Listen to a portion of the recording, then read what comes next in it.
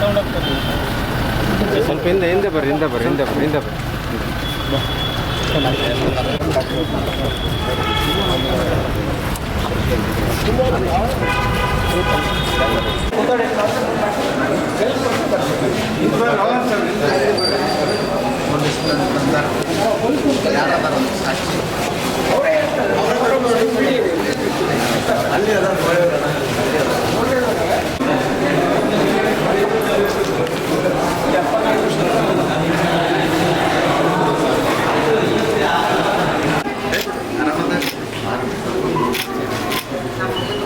ಎಲ್ಲಿ ಏಟಾಗೈತಿ ಇಲ್ಲಿ ತೊಡಿಗ ಇಲ್ಲಿ ಬೇರೆ ಸರಿ ಜೈಂಟ್ 20 ಇಲ್ಲಿ ಬರಪ್ಪ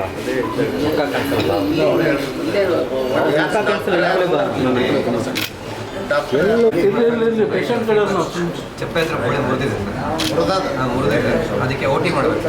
ಸಿಟಿ ಫಾಲೋ ಸ್ವಲ್ಪ ಒಂದು ನೇಲ್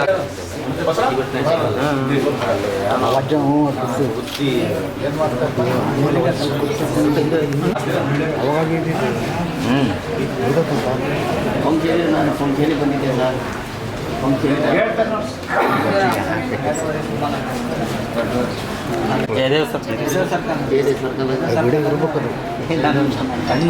ನಿನ್ನೆ ದಿನ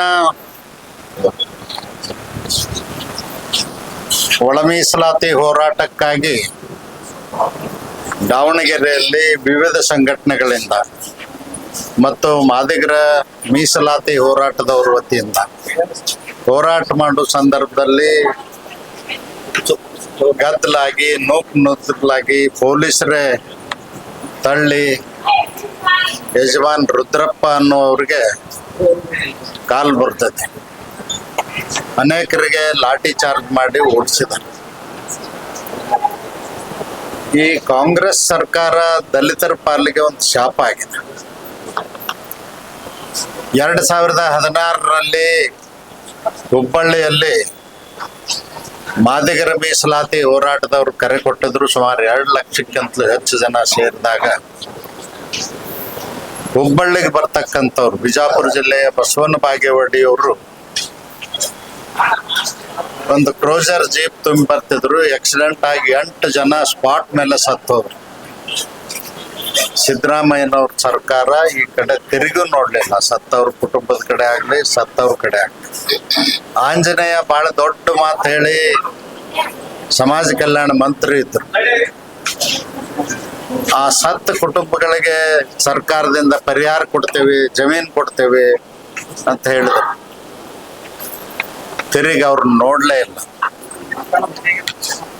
ಈಗ ಅನೇಕ ಕಡೆ ಬೆಳಗಾವಿಯಲ್ಲಿ ಹೋರಾಟ ಮಾಡುವಂತ ಸಂದರ್ಭದಲ್ಲಿ ಲಾಠಿ ಚಾರ್ಜ್ ಆಗಿ 100 ಜನರಿಗೆ ಕೈಕಾಲುಗಳು ಮುರಿದು ಬಹಳ ದೊಡ್ಡ ಸಂಖ್ಯೆಯಲ್ಲಿ ಸೇರಿದ್ರು. ಅವಾಗೂ ಹಾಗಾಯ್ತು. ನಿನ್ನೆ ದಿನ ದಾವಣಗೆರೆಯಲ್ಲಿ ಆದದ್ದು ದುರಾದೃಷ್ಟಕರ ಮತ್ತು ನೋವಿನ ಸಂಗತಿ. ಪೊಲೀಸರೇ ಸ್ವತಃ, ಸರ್ಕಾರನೇ ಸ್ವತಃ ಈ ಒಳ ಮೀಸಲಾತಿಗೆ ಹೋರಾಟ ಮಾಡೋರನ್ನ ಹತ್ತಿಕ್ಕುವಂತ ಒಂದು ಪ್ರಯತ್ನ ಮಾಡ್ತಾ ಇತ್ತು. ನಾನು ಸಿದ್ದರಾಮಯ್ಯನವ್ರಿಗೆ ಕೇಳಲಿಕ್ಕೆ ಬಯಸ್ತೇನೆ, 30 ವರ್ಷಗಳಿಂದ ಒಳ ಮೀಸಲಾತಿಗಾಗಿ ಮಾದಿಗರು ಮತ್ತು ಇನ್ನುಳಿದವರು ಹೋರಾಟ ಮಾಡ್ತಾನೆ ಇದ್ದಾರೆ. 30 ವರ್ಷದಲ್ಲಿ 3 ಕಮಿಷನ್ಗಳನ್ನು ನೇಮಿಸಿದೆ. ನ್ಯಾಯಮೂರ್ತಿ ಸದಾಶಿವನವರ ಆಯೋಗ, ಕೃಷ್ಣ ಅವರು ಮುಖ್ಯಮಂತ್ರಿ ಇದ್ದಾಗ. ಅದಾದ ನಂತರ ಅದನ್ನ ಏನೂ ಮಾಡಲಿಲ್ಲ, ಹಾಗೆ ಮೂಲ ಗುಂಪು ಮಾಡಿದ್ರಿ. ಮುಂದೆ ನಮ್ಮ ಸರ್ಕಾರ ಬಂದ ಮೇಲೆ ಬಸವರಾಜ ಬೊಮ್ಮಾಯಿ ಅವರು ಮುಖ್ಯಮಂತ್ರಿ ಇದ್ದಾಗ ನಾಗಮೋಹನ್ ದಾಸರು ವರದಿ ಕೊಟ್ಟರು. ಹಿಂದ ಸಮ್ಮಿಶ್ರ ಸರ್ಕಾರ, ಕಾಂಗ್ರೆಸ್ ಸರ್ಕಾರ ಇದ್ದಾಗನೇ ನೇಮಕಾತಿ ಮಾಡಿದ್ರು ನಾಗಮೋಹನ್ ದಾಸ್ ಅವರು ಕಮಿಷನ್. ಆ ಕಮಿಷನ್ ವರದಿ ಬಂತು.